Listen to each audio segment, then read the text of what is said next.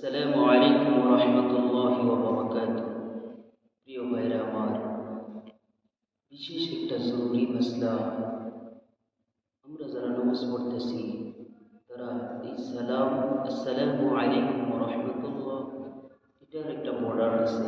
এটা কখন আমরা চেহারাটা ঘুরাইব আর কখন কি করার পরে এটার বর্ডার কি আছে, আমার মনে খুব গুরুত্বপূর্ণ লাগছে।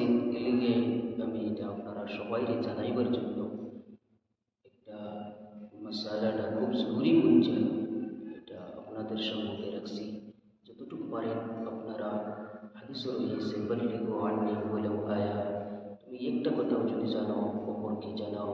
তাই আপনারা যতটুকু পারেন অপরকে জানাইবার জন্য চেষ্টা করবেন। মাসলাটা হলো যে হাদিসও রয়েছে عن علي رضي الله تعالى عنه عن النبي صلى الله عليه وسلم قال: مفتاح الصلاة الطهور وتحريمها التكبير وتحليلها التسليم.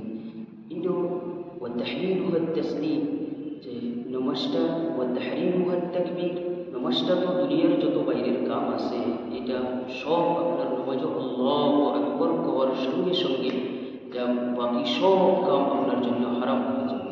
ঠিক এরকম আপনার জন্য এই দুনিয়ার বাকি কাম কবে হালাল হবে, এটা হাদিসে বলে ও তাহলিলুহা তাসলিম আসসালামু। এটা উলামায়ে কেরাম এটা মুত্তাফিক যে তাসলিমের যে আসসালামু, এই মিম যেটা আছে এটা এর আগে আসসালাম এইখানে এই নামাজের ভিতরে পড়ে, আর আসসালামু কওয়ার পরে আসসালামু আলাইকুম, এই আলাইকুম নামাজের বাইরে পড়ে।